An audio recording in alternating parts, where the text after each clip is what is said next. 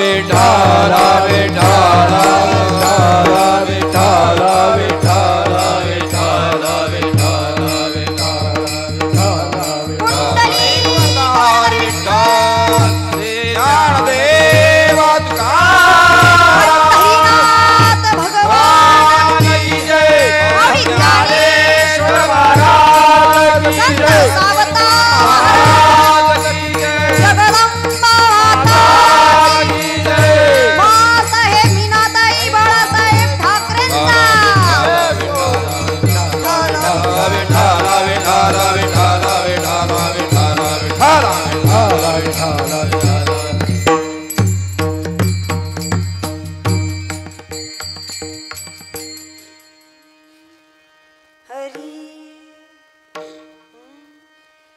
नामवाचे श्रवण कीर्ती पाऊले चित्ती समान काळ सार्थक केला त्यांनी धरिला मनी विठ्ठल कीर्तनाचा समारंभ निरदंभ सर्वदा काळ सार्थक केला त्यांनी धरिला मनी विठ्ठल निळा म्हणे स्वरूप सिद्धी नित्य समाधी हरिनामे काळ सार्थक केला त्यांनी धरिला मनी विठ्ठल विठ्ठल विठ्ठल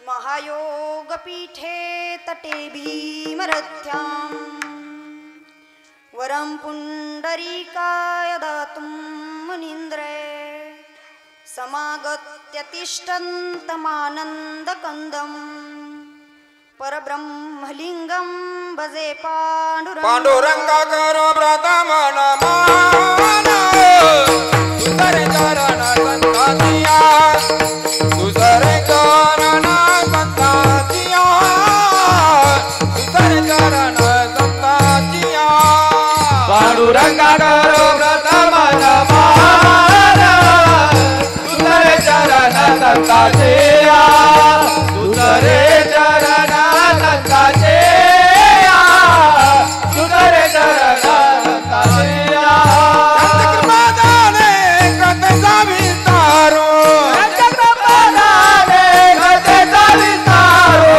चक्रपादाने विस्तारो बाबाजी सद्गुरु दास तुका बाबाजी सद्गुरु दास तुका चक्रपादाने कथेचा विस्तारो बाबाजी सद्गुरु दास तुका बाबाजी सद्गुरु दास तुका बाबाजी सद्गुरु दास तुका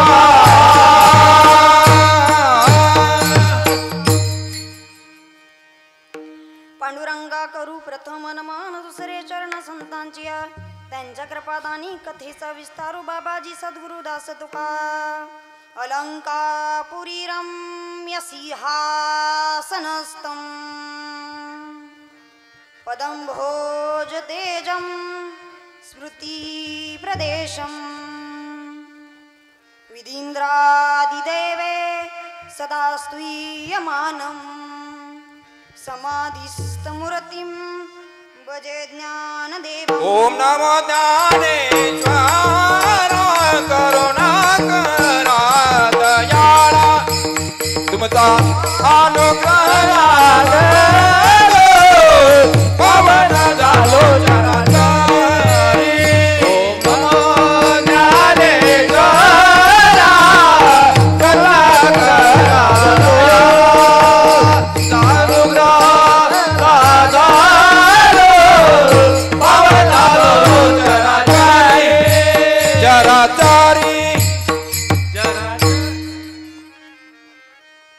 ओम नमो ज्ञानेश्वरा करुणाकरा दाळ्या तुमचा अनुग्रह लाधलो पावन झालो चराचरी श्री संतांचे माता चरणावरी साष्टांग हे करी दंडवत माझी वाणी तुझे वर्णी गुणनाम ऐसे देई प्रेम काही कळा विठ्ठल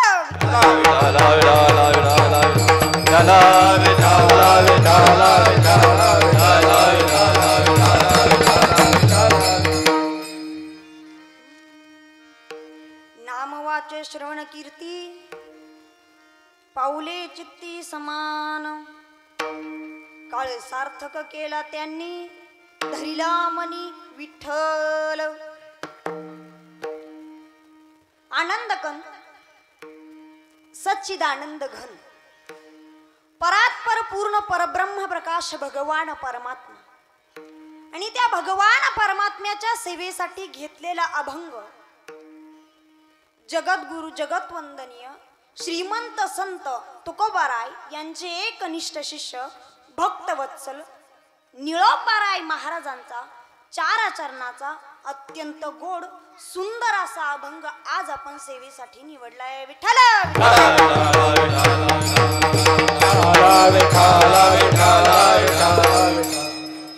आज उपस्थित संपूर्ण भाविक मंडळी आणि आपल्या श्री क्षेत्र खंडाळा नगरीमध्ये सालाबाद प्रमाणे चालू असलेला हा जगदंबा माता नवरात्र व कोजागिरी महोत्सवानिमित्त मातोश्री दादाश्रम प्रतिष्ठान व विनायक @ZP 96 ग्रुप विघ्नहर्ता विनायक आणि विघ्नहर्ता आणि या ग्रुपतर्फे किंवा यांच्या प्रतिष्ठानतर्फे मासाहेब मीनाताई बाळासाहेब ठाकरे राज्यस्तरीय भव्य महिला कीर्तन महोत्सव 6 वर्षापासून आपण साजरा करत आहोत आणि 6 वर्षापासून मोठ्या उत्साहात मोठ्या थाटामाटात मोठ्या आनंदात अत्यंत भव्य दिव्य स्वरूपात भागवा भागवी नाही काटकसर नाही दृष्ट लागावी असा सोहळा आपण 6 वर्षांपासून साजरा करतो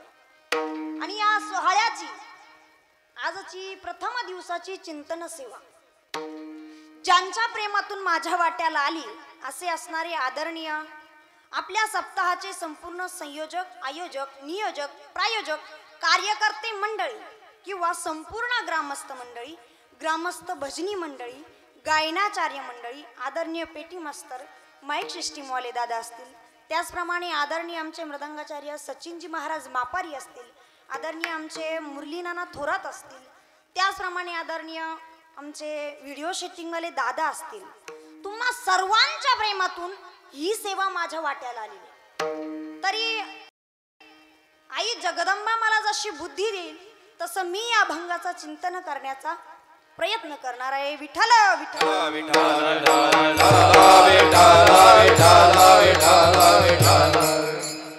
सेवेसाठी निवडलेलं अभंग निळोबारायचं आणि प्रस्तुत अभंगातून निळोबाराय सार्थक जीवन काय असतं याची मीमांसा करतात मग सार्थक जीवन म्हणजे काय बरं मानवी जीवनाचा प्राप्त झालेला काळ सार्थक करणं म्हणजे काय मग सार्थकता समजण्याआधी अगोदर आपल्याला निरर्थकता म्हणजे काय हेही समजून घ्यावं लागेल मग मला सांगा अंधाराला किंमत काय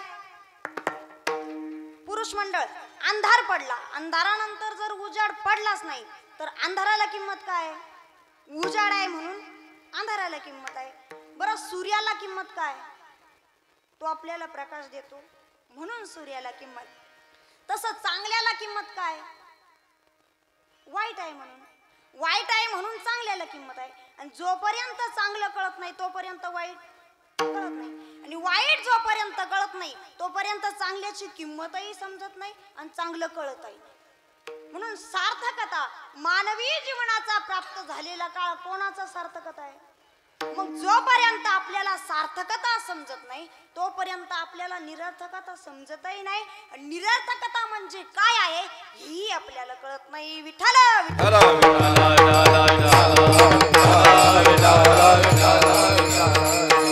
म्हणूनच सार्थकता मानवी जीवनाचा प्राप्त झालेला काळ कोणाचा सार्थक आहे बरं आता 84 लाख योनीचा विचार आपल्याकडे 84 लाख योनी आहेत मग त्यामध्ये अनेक योनी आहेत पशु योनी आहेत कीटक योनी आहेत वृक्ष योनी आहेत पण या सर्व योनींमध्ये अत्यंत चांगली योनी म्हणजे कोणती आहे मानवी योनी आहे मनुष्य योनी आहे मग मनुष्य योनीमध्ये येऊन आपल्याला सार्थकता म्हणजे काय हे समजायचं तुका म्हणे जन्मालाची सार्थकता विठ्ठलाची एक देखलिया विठ्ठलाची एक देखलिया विठ्ठलाची एक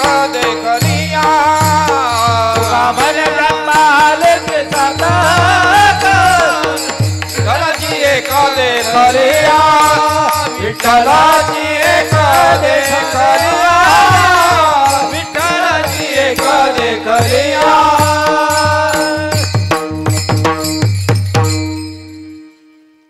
सुंदर प्रमाण दिलं महाराजांनी. तुका म्हणे जन्मा आल्याचे सार्थक आणि विठ्ठलाची एक देखलिया. म्हणून सार्थकता, पण सार्थकता समजून घेण्यासाठी अगोदर निरर्थकता म्हणजे काय याचा आपल्याला विचार करावा लागतो. सार्थकतेचा विचार अभंगात आल्याप्रमाणे सार्थकतेचा विचार आपल्याला करणे, पण त्या अगोदर निरर्थकता म्हणजे काय हेही समजून घ्यावं लागेल.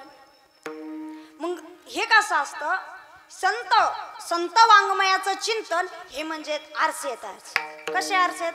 मग आपल्याला आज जास्त आरसे नाही मांडायचे, 2च आरसे मांडायचे. त्याचा विचार सुरुवात करते. आपल्याला जास्त आरसे 2च आरसे मांडायचे. एक सार्थकतेचा आरसा आहे आणि एक निरर्थकतेचा आरसा आहे. मग सार्थकतेचा आरशाचा विचार आपल्याला करायचा आहे, पण निरर्थकतेचा आरसा कोणता आहे? मग हे संत वाङ्मयाचं चिंतन हे आपल्या समोर आलं की मग माणसाने पाहत जावं आपलं मुख नेमकं कोणत्या आरशात दिसतं ते, मग माणसाने पाहत जावं. मग सार्थकता बरं जाऊ द्या, निरर्थकता म्हणजे काय? आपण सर्व शेतकरी मंडळी आहोत की नाही? मग आपण बियाणं आणतो, कशासाठी आणतो? शेतामध्ये पेरण्यासाठी.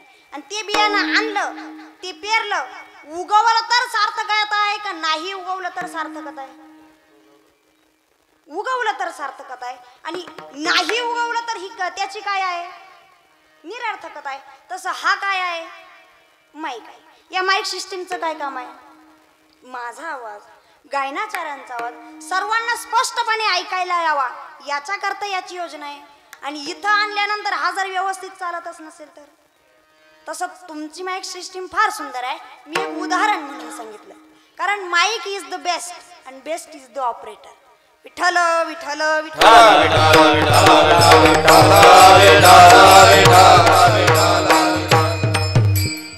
मग निरर्थकता, निरर्थकता म्हणजे सगळ्यात सरळ आणि सोपी व्याख्या म्हणजे जी वस्तू आपण ज्या कामासाठी आणली तो उपयोग तिच्याकडून झाला तर ही त्या वस्तूची सार्थकता आहे, नाहीतर तो काय आहे? निरर्थकता आहे. मग जर एखादी वस्तू आपण एखाद्या कामासाठी आणली आणि तिच्याकडून जर ते काम झालं नाही तर कशी अनास्था निर्माण होते? जुने कीर्तनकार एक उदाहरण सांगतात, ते थोडक्यात सांगते. अगोदर भजन करा. विठ्ठल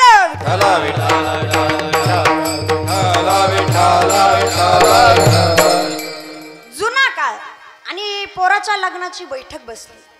बैठक बसल्यानंतर मुलगा मुलगी पाहण्याचा कार्यक्रम झाला. त्यांना यांची मुलगी पसंत पडली, यांनाही त्यांचा मुलगा पसंत पडला आणि मग लग्न ठरलं. याद्या चालू झाल्या. त्याच्यातला एक शहाणे व्यक्ती म्हणाला, नाही नाही म्हणे, हे बा हे कसं असतं म्हणे, अगोदर बोललेलं बरं असतं. हुंड्याचं काय म्हणे, देण्या घेण्याचं काय म्हणे. मग तो मुलाकडचा म्हणाला, हे पहा आम्हाला देवाच्या दयेनं काही कमी नाही.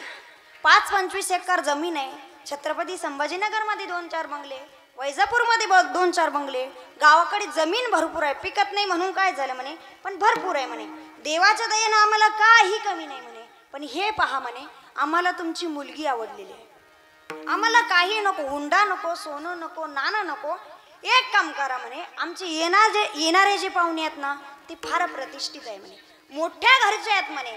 मग एक काम करा म्हणे, तुम्ही आमची उडवाईस व्यवस्थित करा. उडवाईस व्यवस्थित करा म्हणजे काय करा? आमचं खाण्यापिण्याचं चांगलं करा म्हणे. आणि हे असे जे लग्न असतात ना महाराज, उडवाईस व्यवस्थित करा. यामध्ये हुंडा दिलेला परवडतो. हुंडा आता आपल्यातलं बोलू का? आम्ही कथेचं काय घेत नाही, पण व्यवस्था व्यवस्थित करा हे परवडत नाही. विठ्ठल विठ्ठल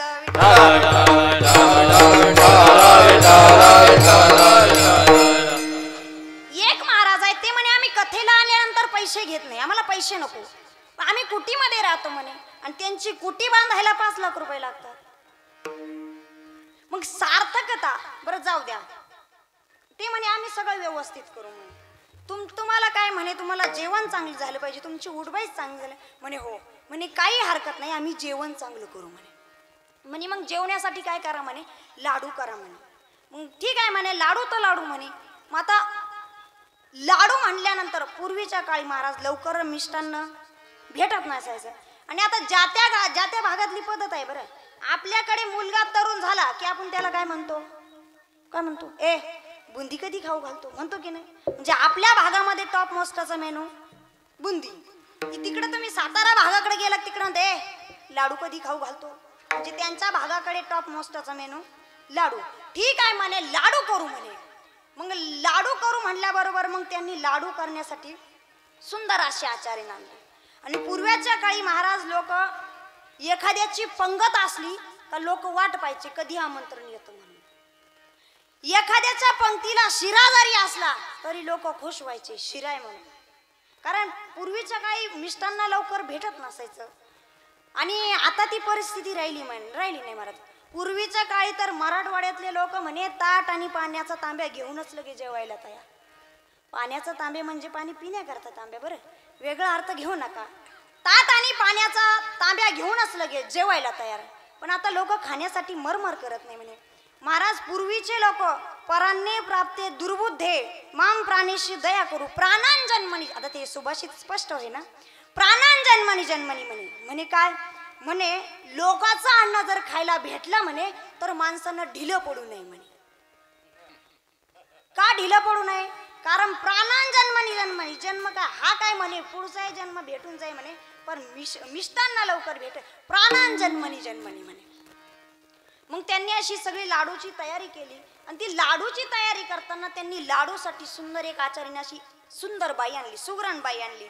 मग तिने लाडू केले, तिने रव्याचे लाडू केले. मग शी लग्नाची पंगत बसली आणि लाडूवाला लाडू वाढू लागला.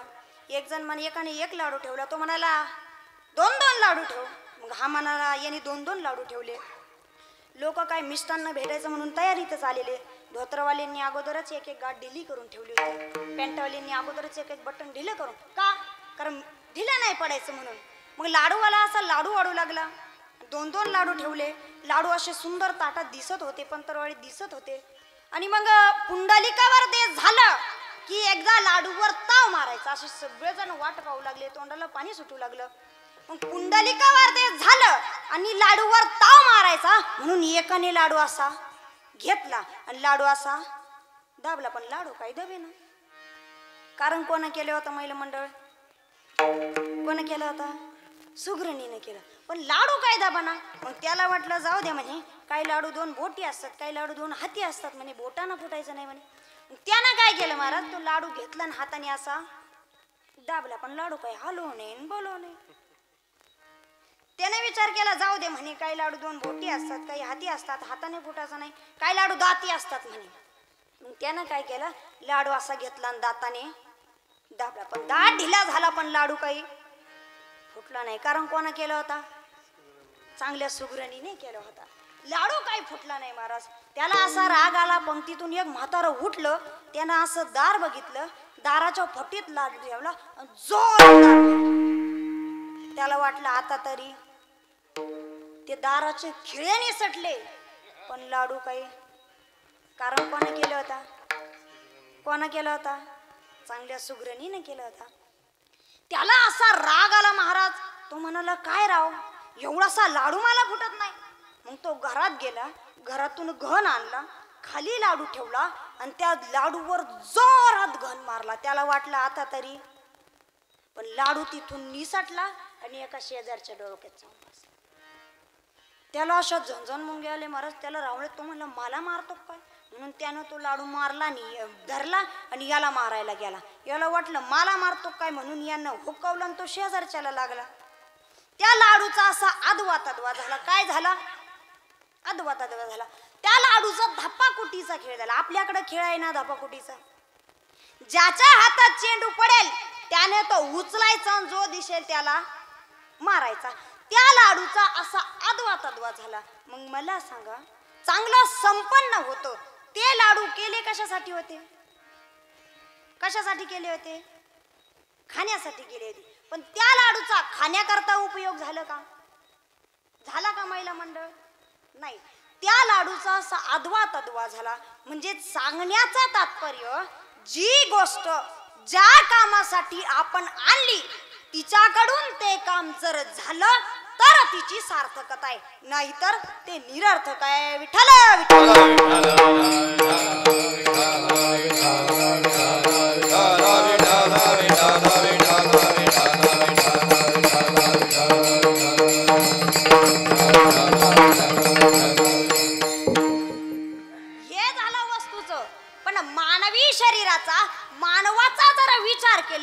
तर भगवंताने हे शरीर कशासाठी दिलंय? देवी दिला देह भजना गोमाटा आणि तो या झाला फाटा बाधिकेचा, तो या झाला फाटा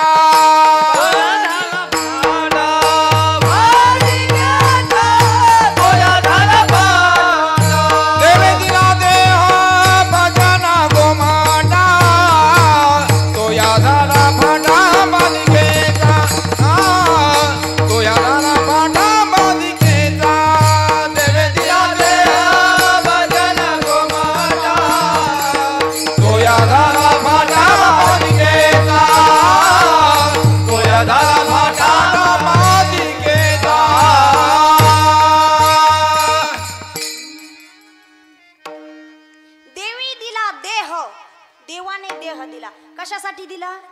भजना गोमटा. देवाने एवढा सुंदर देह बनवला, गोमटा बनवला, मोठ्या सायासना देह बनवला आणि तो तुम्हाला आम्हाला दिला. पण कशा करता दिला? दिले इंद्रिया हात पाय कान डोळे मुख बोलाया वचन, जेणे तू जोडती नारायण जीव मन मोरोगा.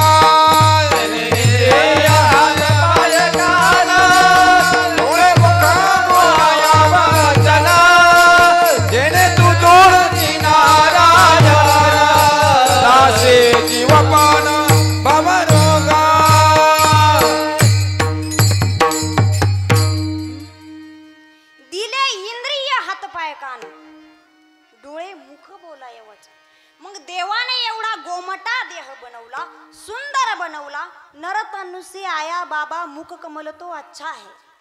मुख कमल अच्छा दिलं, सुंदर दिलं. आणि मग कधी कधी आरशात पाहिल्यावर मला अशा कल्पना सुचतात सचिन महाराज. कधी कधी आरशात पाहिल्यावर मला असं वाटतं, तशा अशा कल्पना सुचू नये, पण मला अशा कल्पना सुचतात की देवाने एवढा सुंदर देह बनवला. देवाने आपल्याला हे दोन डोळे दोन्ही साईडने दिले. देवाने हे डोळे जर एकाच बाजूने दिले असते तर काय झालं असतं बरं? कसं दिसलं असतं माणूस? सुचू नये अशा कल्पना. पण डोळ्याचं जाऊ द्या, देवाने हे दोन्ही हात दोन बाजूला दिले. हे दोन्ही हात जर एकाच बाजूला दिले असते तर अवघडच झालं असतं नाही? विचार करा बरं जनतेनं. पॅन्टीवाल्याचं जमलं असतं, पण धोत्रवाल्यांचं जरा अवघडच झालं असतं. अवघडच झालं असतं ना. पण नाही, सुंदर दिला देवाने. आपल्याला कान जर गाढवासारखे दिले असते, गाढवासारखे कान जाऊ द्या, देवाने आपल्याला सगळ्यांना आवाज जर गाढवासारखा दिला असता महाराज तर जर अवघडच होऊन बसलं असतं ना. नाही, देवाने बाहुल्य मनुष्य देह बनवला आणि तो तुम्हाला आम्हाला दिला. मग महाराजांनी सुंदर प्रमाण दिलं. काय दिले? इंद्रिय हातपाय कान दिले. इंद्रिय हात पाय कान नाक डोळे मुख बोलाया वचन. मग हे मुख जर देवाने दिलं ना, ते कशासाठी दिलं?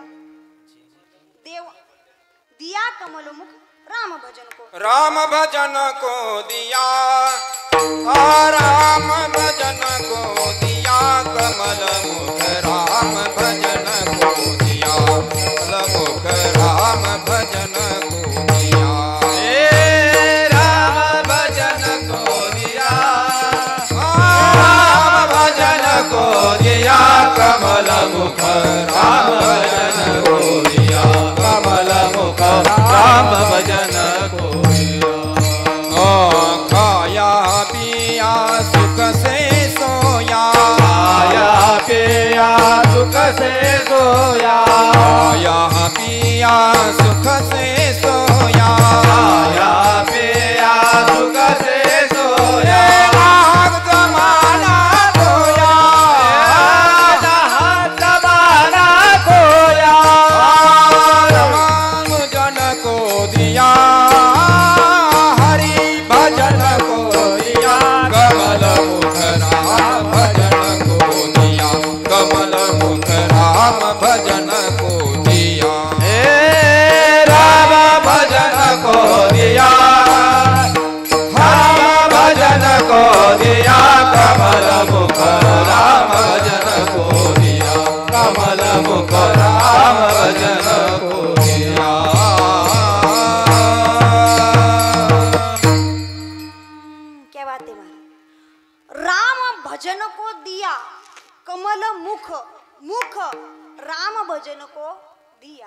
मग देवानं वाचा जी दिली आहे ना ती राम राम म्हणण्याकरताच दिली. आणि मग राम राम म्हणण्याकरता जर दिली असेल तर मग आपण जर मनुष्य जन्म घेऊन देवाचं नामस्मरण करतच नसेल तर आपलं जीवन सार्थक आहे का निरर्थक आहे? कसं आहे? निरर्थक आहे. मग निरर्थकता मानवी जीवनाचा प्राप्त झालेला काळ आपला कशामध्ये सार्थक आहे एवढं आपल्याला समजलं. काळ सारावा चिंतने एकांतवासी गंगास्नाने. सारावा चिंतने, चिंतने म्हणजे काय तर देवाचं चिंतन केलं पाहिजे, भजन केलं पाहिजे, त्याचं मनन केलं पाहिजे. मग देवानं वाचा जी दिली ना ती राम राम राम म्हणण्याकरताच दिली, म्हणजे त्याचं नाव घेण्याकरताच दिली. आणि मग आपल्या सर्वसामान्य करता ज्ञानोबरायांनी काय लिहून ठेवलंय? काय लिहून ठेवला? हरिपाठ. आणि हरिपाठाचं ध्रुवपद काय आहे? महिला मंडळ, महिला मंडळ हरिपाठाचं ध्रुवपद काय आहे? हरिमुखे. हरिमुखे जागे आहात ना तुम्ही? कारण पाठीमागच्यांची मला तोंड दिसत. जागे आहेत ना? हरिमुखे. हरिमुखे थोडं जोरानं म्हणा की. उपास आहे का? का तुमची पण पावर गेली काय लाईट सर? नाही ना. मग हरिमुखे अहो जोरात म्हणा. हरिमुखे मुखाने हरी हरी म्हणा म्हणजेच हरिमुखे म्हणा. मग देवाने आपल्याला हे मुख हरी हरी म्हणण्याकरताच दिलं. आणि मग इथं येऊन जर आपण देवाचं भजनच करत नाही तर मग ती सार्थकता आहे निरर्थकता आहे? निरर्थकता आहे. अहो ज्ञानोबा यांच्या ओवीत सांगू का? देहाची या गावा जया लागी आले पांडवा तो कार्यार्थ आगवा सांडोनिया. मनुष्य मनुष्य मनुष्य मनुष्य जन्माला येऊन भजन करत नाही पण नाही ते करतो. खाऊ नये ते खातो, पिऊ नये ते पितो, जे करणीयाच्याने नावे आणि भलतेची करे. भलतच करतो. महाराज का समाजामध्ये काय काय लोक एवढे कोटगे आहेत, एवढे कोटगे आहेत. ओ देवाचं नाव नाही येऊ द्यायचं ना पैज लावतात. पैज पैजेनं परमार्थ करत नाही. पैजेनं एका गावामध्ये एक बाई राहत होती आणि तिला परमार्थाचा एवढा विरोध होता महाराज, एवढा विरोध होता. त्यांच्या गावामध्ये जर अखंड हरिनाम सप्ताह चालू झाला तर ती बाई पिशी भरायची आणि माहेराला निघून जायची. मुखात तर जाऊ द्या, ती कानावर सुद्धा देवाचं नाव येऊ देत नाही. मग तिकडे माहेरच्या महिलांनी विचारलं का ग भाऊबीज नाही, रक्षाबंधन नाही, तू का बरं आली? तर तिनं काय सांगायला पाहिजे? आमच्या गावात काय झालं, काय चालू झाला? हरिनाम सप्ताह झाला. पण हरिनाम सप्ताह अशी कधीच म्हणाली. ती म्हणायची आमच्या गावात तसलं चालू झालंय, तसलं चालू झालंय म्हणायची. लय डेंजर महाराज. पण तिला 3 पोरं झाले आणि तिन्ही पोरं मोठे सात्विक निघाले, माळकरी निघाले, कीर्तनाला जायचे, भजनाला जायचे, भागवत कथेला जायचे. तिन्ही मोठे सात्विक निघाले. आणि होतं कधी कधी असं महाराज की कोळशाच्या खाणीत हिरा सापडतो, होतं कधी कधी. पण मग ती म्हातारी आजारी पडली आणि आजारी पडल्याच्या नंतर तिला वैजापूरला दवाखान्यात नेलं. दवाखान्यात नेल्याच्या नंतर ते डॉक्टरांनी तिची नाडी तपासली आणि सांगितलं हे 3 दिवसात जाणार. कुठं? मक्का फटाळायला. बरोबर ना? नाही, कुठं जाणार? वर जाणार म्हणे. ती हे 3 दिवसात वर जाणार म्हणे. मग तिचा लहान मुलगा जो होता त्याने भागवत ऐकलं होतं आणि भागवतात असा प्रसंग आलेला आहे की अजामेळ प्रसंगामध्ये असा आलेला आहे, हा शेवटी त्याच्या पुत्राच्या लोभानं नारायण म्हणला आणि त्याला नेण्यासाठी यमदूतही आले आणि विष्णुदूतही आले.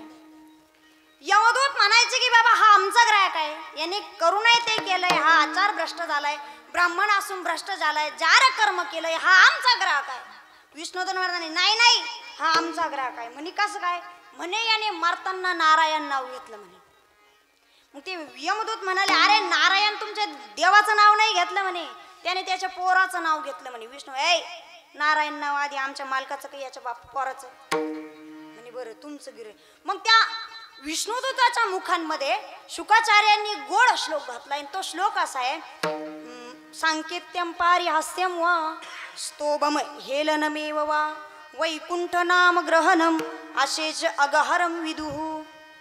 म्हणजे देवाचं नाव तुम्ही संकेतानं घ्या, परिहासानं घ्या, स्तोभानं घ्या, हेलनेनं घ्या, ती काय होतं म्हणे ते फल देऊन जातं. सांकेत्यम, सांकेत्यम म्हणजे काय? एखाद्याचं नाव रामभाऊ असलं आणि आपण म्हणलं ए रामभाऊ कुठे निघाला, असं आपण संकेताना जरी म्हणलो, संकेताना जरी आपल्या मुखामध्ये देवाचं नाव आलं तरी ते काय होतं म्हणे, फळ देऊन जातं. सांकेत्यम पारिहास्यम, पारिहास्यम म्हणजे काय? हसता हसता टिंगल टवाळी म्हणून. हेलन वयवा म्हणजे काय? हेलन येणे. ए काय होतं रे विठ्ठल विठ्ठल केले ना, ही हेलन आहे. स्तोभम, सांकेत्यम पारिहास्यम स्तोभम हेलनमेव म्हणजे हेलन हे निघाले बा विठ्ठल विठ्ठल करायला. असं तुम्ही कोणत्याही प्रकारानं देवाचं नाव घेतलं ना म्हणे, ते काय करतं म्हणे, फल देऊन जातं म्हणे. मग त्याने भागवत ऐकलं होतं, त्याने विचार केला आपल्या आईनं आयुष्यभर देवाचं नाव नाही घेतलं, पण मरताना तरी हिच्या मुखामध्ये काय आलं पाहिजे, राम नाव आलं पाहिजे. कारण अंतकाळी ज्याच्या नाम आले मुख आणि तुका म्हणे सुखा पार नाही. मग त्याने विचार केला की ना कोण्या तरी प्रकारानं देवाचं नाव घ्यायला पाहिजे. मग तो जरा जास्तच हुशार होता. त्यानं विचार केला आपल्या गावामध्ये रामाचं मंदिर आहे, मग आपण काय करू म्हणे, म्हातारीची खट रामाच्या मंदिरासमोर नेऊन ठेवू. आणि म्हातारीला विचारलो आई हे कोण आहे, मग म्हातारी काय म्हणेल, काय म्हणेल, रामाचं मंदिर म्हणेल. आपलं काम सोपं होऊन जाईल. मग त्याने काय केलं, म्हातारीची खाट घेतली, रामाच्या मंदिरापुढे नेऊन ठेवली आणि नेऊन ठेवल्याच्या नंतर त्या म्हातारीला म्हणाला आई हे काय आहे. ती म्हातारी एवढी खतरा, महाराज लय डेंजर, डेपोवरची पाठीच खतरा धोका एवढी डेंजर. ती मला काय म्हणजे काय आहे, जिथं जिथं गाव असतं तिथं तिथं असं असतंच म्हणली, पण रामाचं मंदिर नाही म्हणली. ते पोरानं तिला घरी आणलं आणि त्याने विचार केला कोण्या तरी प्रकाराने हिच्या मुखामध्ये काय यायला पाहिजे, राम नाव यायला पाहिजे. मग त्यानं काय केलं, त्याच्या आत्याचा मुलगा होता रामभाऊ, त्याचं नाव रामभाऊ होतं. मग त्याने विचार केला आपण रामभाऊला फोन करू, रामभाऊला म्हातारीच्या खाटीसमोर उभा करू आणि म्हातारीला विचारू आई हे कोण आहे. मग म्हातारी काय म्हणेल, रामभाऊ म्हणेल, आपलं काम होऊन जाईल. मग त्यानं रामभाऊला फोन केला आणि म्हातारीला का त्या म्हातारीच्या खाटीसमोर उभं केलं आणि म्हातारी विचार आई हे कोण आहे. पण ती म्हातारी एवढी खतरा महाराज, एवढी डेंजर, बारामतीची होती. बारामतीची म्हणजे कसं आपण म्हणतो ना याच्यामध्ये 10 हत्तीचं बळ आहे, जिच्यामध्ये 12 बुद्धीचं बळ आहे म्हणून बारामतीची म्हणले. तुम्ही वेगळा अर्थ घेऊ नका बरं. लय डेंजर खतरा. ती महाराज ती म्हातारी म्हणले कोण म्हणजे कोण आहे, हौशीचं पोरग आहे म्हणली. पण रामभाऊ काय म्हणले नाही म्हणली ती बिचारी रामभाऊ. शेवटी ती म्हातारी मेली. कामापुरतं झालंय आपलं, पण मग अर्धवट सोडू नये म्हणतात, अर्धवट सोडू नये. मग ती म्हातारी तशीच मेली. तो लहान मुलगा आपल्या मोठ्या भावाला म्हणाला दादा आयुष्यभर आपल्या आईनं देवाचं नाव नाही घेतलं म्हणे, मग आपण आता काय करू म्हणे, तिचे हाडं तरी कुठं नेऊन टाकू म्हणे, गंगेत नेऊन टाकू म्हणे. आणि गंगेचा असा नियम आहे कितीही मोठा पापी असू द्या त्याचे हाडं जरी गंगेत आले तरी त्याला काय आहे म्हणे, सद्गती आहे म्हणे. मग हाडं नेऊन टाकू. मोठा म्हणाला आयुष्यभर नाव नाही घेतलं म्हणे ना, आता काय हाडं काय हाडं काय करतात म्हणले म्हणे, मग जा घेऊन. मग त्यानं काय केलं, त्या हस्ते अशा पितळाच्या डब्यात भरल्या आणि एका पिशवीत टाकलं निघाला. पहिले काही लॉजिंग बोर्डिंग हॉटेलचा जमाना नव्हता, मुक्काम करत करत निघाला. आणि एक दिवस त्याचा मुक्काम त्याच्या एका मित्राच्या घरी होता. मित्राच्या घरी गेला, ती पिशवी कुंटीला टांगून ठेवली. जेवण वगैरे झालं आणि तो समोरचा मित्र याला म्हणाला चल आपण शतपावलीला जाऊ. मग हे दोघं शतपावलीला निघून गेले. हे दोघं शतपावलीला गेल्यानंतर ज्याच्या घरी मुक्काम होता त्या बाबाच्या बायकोला एक घाण सवय होती, काय, पाहुण्याच्या पिशा उचकायची. असतात काय काय बाया सवय, आपल्याला काय घेणं आहे त्याच्याशी, आपल्याला काय घेणं नाही बाबा. तिनं ती पिशवी पाहिली म्हणे अग बाई पाहुणा तर बाहेर गेला आणि पिशवी इथं दिसते. मग तिनं ती पिशवी खाली काढली, त्याला त्याच्यामध्ये पितळाचा डबा दिसला. त्याच्यामध्ये पितळाचा डबा होता. त्याच्यात काय होतं, कोणाची, मला वाटलं माझी म्हणता काय, म्हातारीची. मग तिनं ती पिशवी काढली, तो डब्बा काढला. तिला वाटलं पितळाचा डबा आहे, सोनं नाणं पैसा अडका जाऊ द्या, निदान तहान लाडू भूक लाडू तरी आसन. तिनं ती पिशवी काढली, ते डब्बा काढला आणि झाकण उघडलं. तिला मग आतमध्ये दिसले ती एवढी महाराज, ती मोठी सात्विक होती. तिला असा राग आला महाराज, ती मोठी सात्विक होती, तिचं माहेर खंडाळ्याचं होतं. काय नालायक माणूस आहे म्हणले, खाल्लं तर खाल्लं आणि हाडं माझ्या घरी येऊन आलं म्हणले. तिनं ते महाराज तो डबा घेतला तसा गटारात,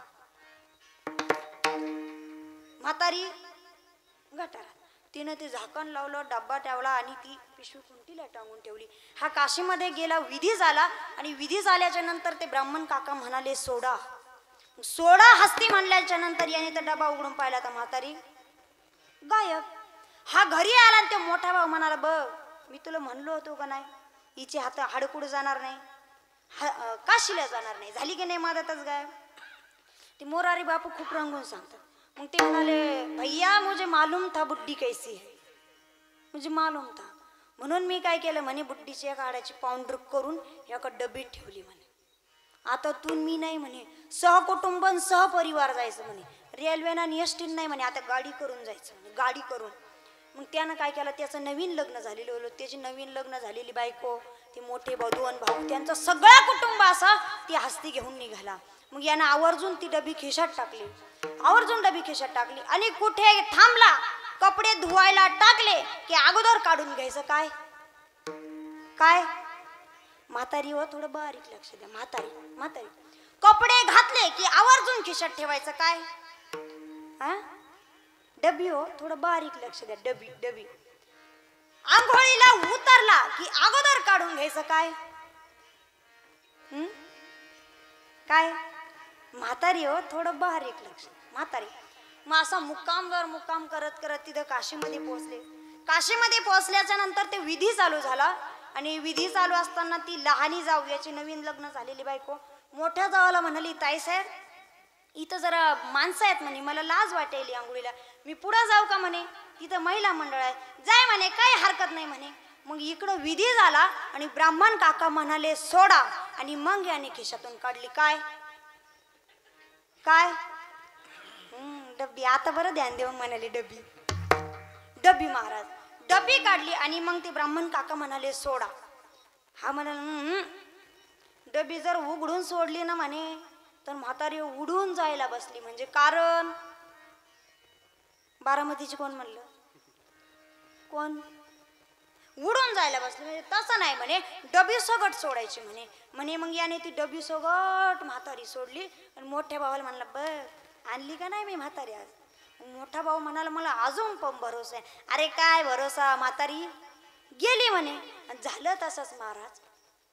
ती डबी वाहत वाहत तिची जी लहान सून ज्या ठिकाणी आंघोळ करीत होती ना तिला काही डबीचं माहीत, तिथं वाहत वाहत गेली. तिला वाटलं मला गंगेनं प्रसाद दिलाय. तिनं ती डबी उचलली, पर्समध्ये टाकली, चेन लावली आणि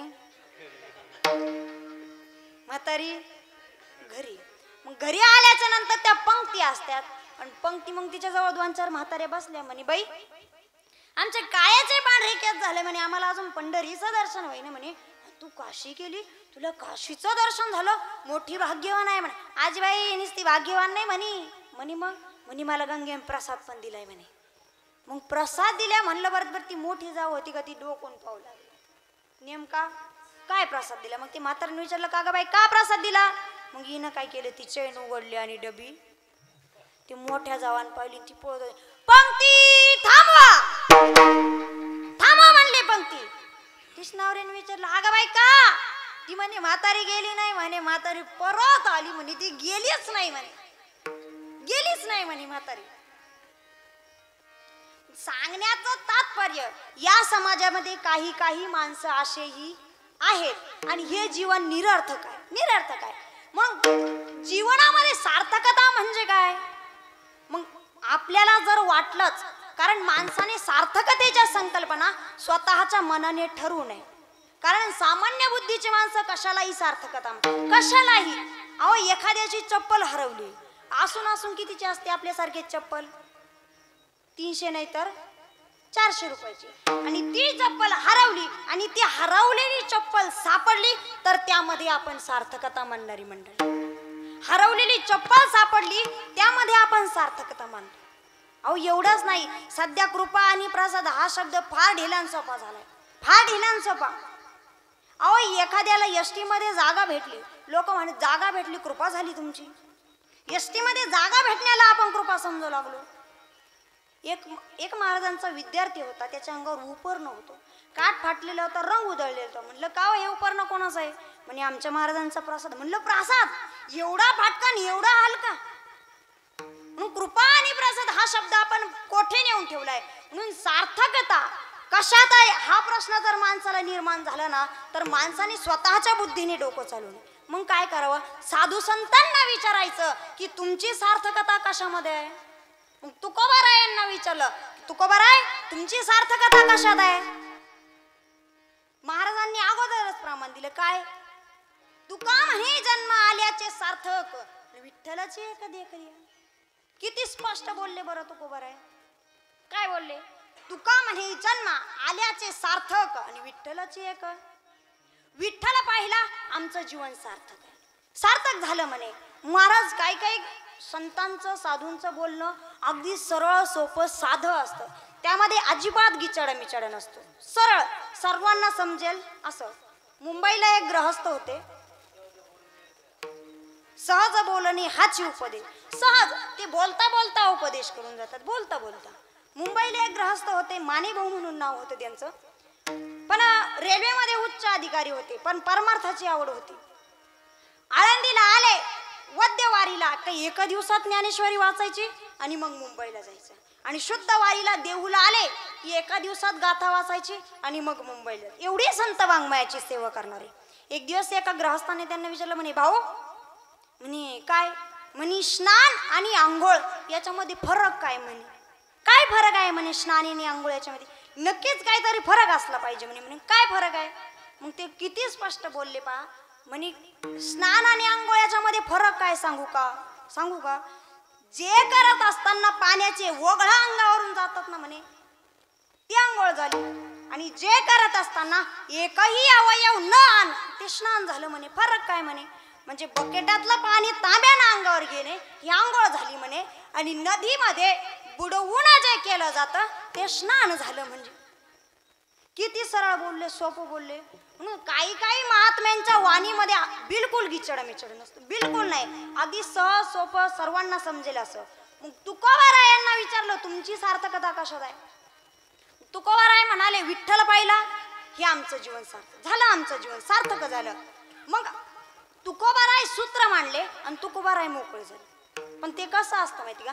अगोदरच्या महात्म्यापेक्षा अलीकडची ग्रंथ ही समजण्याकरता सोपी असतात.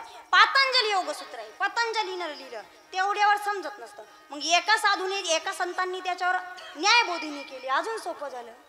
म्हणजे पूर्वीच्या महात्म्यांपेक्षा अलीकडची ग्रंथ ही समजण्याकरता सोपं झालं.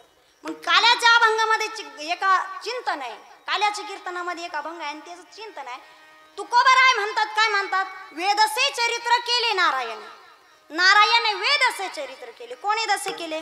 रांगता केले आणि गोधने राखिता केले. एवढं बोलून तुकोबाराय मोकळे झाले.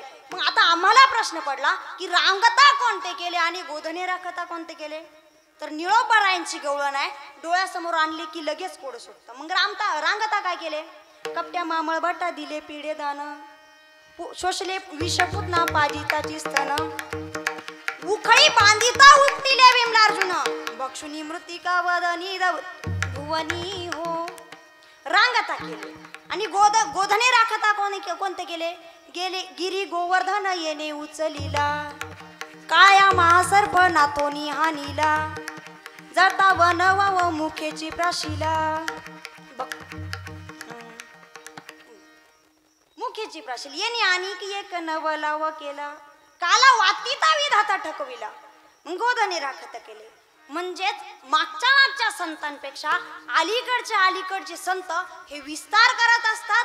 म्हणजे समजून मोठं करून सांगत असतात. मग तुकोबारायांनी सूत्र मांडलं विठ्ठल पाहिला जीवन सार्थक आहे. पण निळोबारायांनी स्वतःच्या बुद्धीनुसार बाबा सार्थकता कशात आहे. मग त्या हिशोबाने निळोबारायांनी 3 सूत्र मांडले आणि त्या 3 सूत्रांमधले अत्यंत गोड एक संकल्पना अभंगाचं प्रथम. नामवाच श्रवण कीर्ती नामवाच श्रवण कीर्ती नामवाच श्रवण कीर्ती नामवाच श्रवण कीर्ती पाऊल कीर्ती समान पाऊल कीर्ती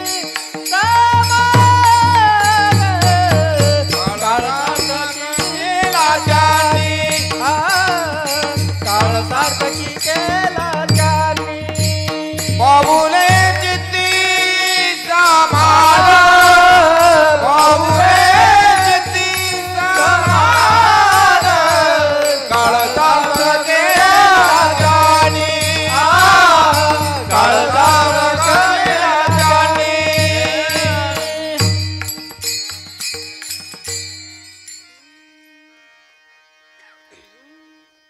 तीन सूत्र मांडले. कोणते कोणते?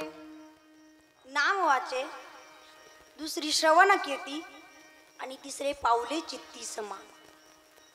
नाम वाचे सर्वात सोपं सूत्र मांडलं. नाम वाचे. मग वाचेमध्ये काय पाहिजे? भगवंताचं नाम पाहिजे.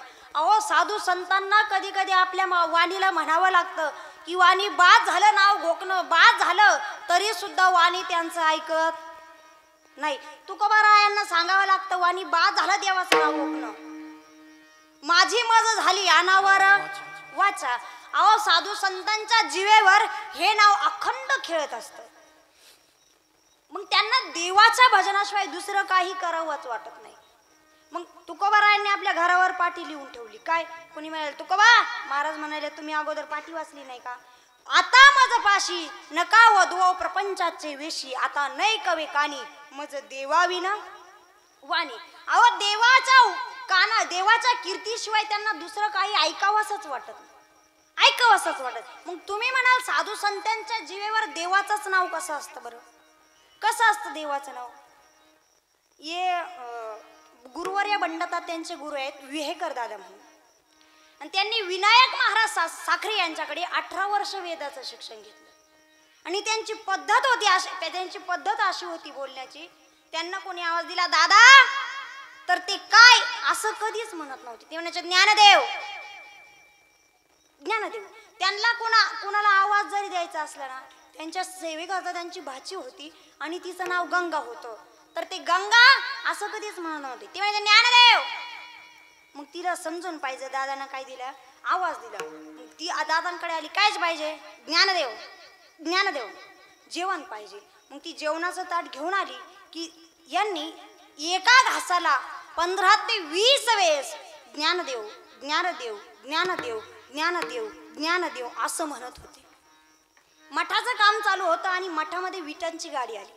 मठामध्ये कोणी नव्हतं पण काम तर करायचं. ज्ञानदेव ज्ञानदेव.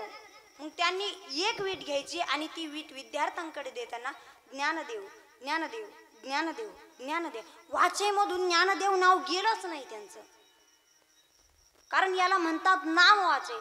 आणि शेवट इतका गोड झाला, पंढरपूर सारख्या तीर्थाच्या ठिकाणी गेले, नामस्मरण केलं, सकाळी ब्रह्ममुहूर्तावर उठले, चंद्रभागेमध्ये स्नान केलं, हातपाय तोंड धुतले, रूमवर येऊन बसले, भगवंताचं भजन केलं आणि ज्ञानदेव म्हणूनच मान ठेवली. याला म्हणतात नाम वाचे. अहो हे तर परमार्थातलं झालं. तुम्हाला एक संसारातली गोष्ट सांगते. तुकोबारायांचा पालखी सोहळा जातो. इंदापूर ते अकलूज रोडवर एक बावडा नावाचं गाव आहे, बावडा. आणि मारवाडी समाजाची बालविधवा, पुनर्विवाह नाही, मारवाडी समाजामधले ब्राह्मण असणारी बालविधवा, पुनर्विवाह नाही बरं. मग तिनं नवरा मेल्याच्या नंतर तिनं विचार केला की नवऱ्याच्या घरी भांडे घासण्यापेक्षा भावाच्या घरी भांडे घासलेलं काय वाईट आहे. मग भावाच्या घरी राहिली. सगळं आयुष्यभर कोणालाच नीट बोलली नाही बरं, पण सगळं काम आवरलं की ती रामकृष्ण हरी रामकृष्ण हरी रामकृष्ण हरी रामकृष्ण हरी जप करायची. आणि शेवटी ती मेली.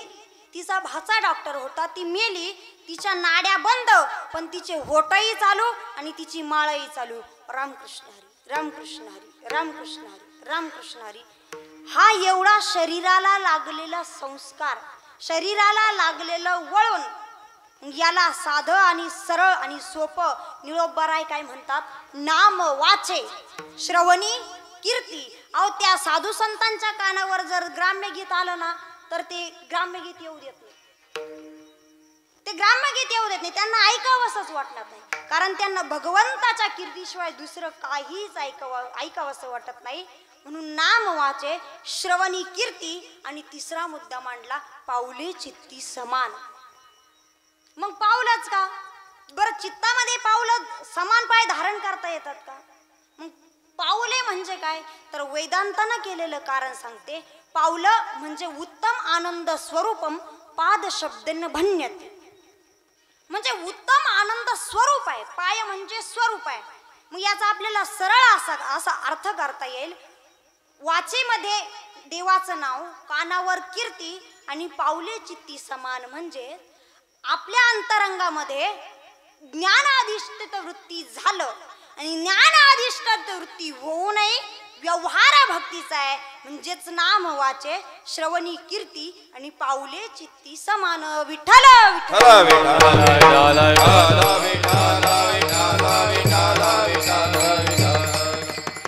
अंतरंगात ज्ञान अधिष्ठित वृत्ती झालंय, अधिष्ठित वृत्ती झालंय आणि व्यवहार भक्तीचा घडतोय, म्हणून त्यांचाच काळ सार्थक होतो. कोणाचा काळ सार्थक होतो?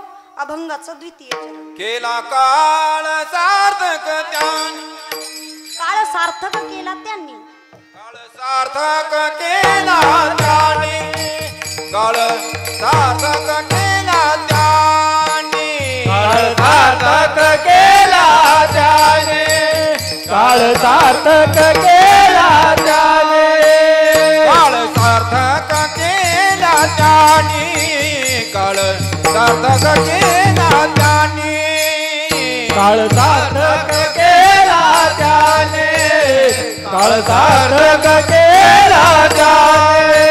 धरिला मनी विठ्ठला, धरिला मनी विठ्ठला, धरिला मनी विठ्ठला, धरिला मनी विठ्ठला, धरिला मनी विठ्ठला, धरिला मनी विठ्ठला, धरिला मनी विठ्ठला, धरिला मनी विठ्ठला. काळ सार्थक केला त्यांनी, काळ सार्थक केला त्यांनी, काळ सार्थक केला त्याने, काळ सार्थक केला त्यांनी.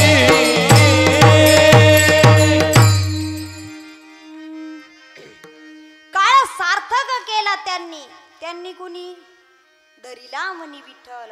ज्याच्या मनामध्ये विठ्ठल आहे खऱ्या अर्थाने त्यांचाच काळ सार्थक होतो. मग तुम्ही म्हणाल ज्याच्या मुखामध्ये अखंड देवाचं नामस्मरण त्याचाच काळ सार्थक होतो का? तर नाही. आपला सुद्धा काळ सार्थक होऊ शकतो, पण कसा? आता समजा तुम्हाला इथं आल्यानंतर असं गाता आलं नाही, वाजवता आलं नाही, काही म्हणता आलं नाही, तर तुम्ही काय टेन्शन घ्यायचं नाही. मग तुम्ही काय करायचं? तुम्ही बसल्या बसल्या फक्त नामस्मरण जरी करायचं काम केलं ना तरी तुमचा काळ सार्थक आहे, तरी काळ सार्थक आहे. मग ज्याला ज्याला आपला काळ सार्थकी लावायचा आहे अशा सर्वांनी आपले दोन्ही हात वर करायचे. ज्याला ज्याला भगवंताने हात दिलेले आहेत अशा सर्वांनी, आणि ज्याने ज्याने हातामध्ये बोलायला लावू नका. दोन्ही हात वर करा, टाईट वर हात करा, मला दिसले पाहिजे बरं सर्वांचे हात, सर्वांचे. जरी नवरात्र असलं म्हणून असे हात नाही पाहिजे, असे पाहिजे.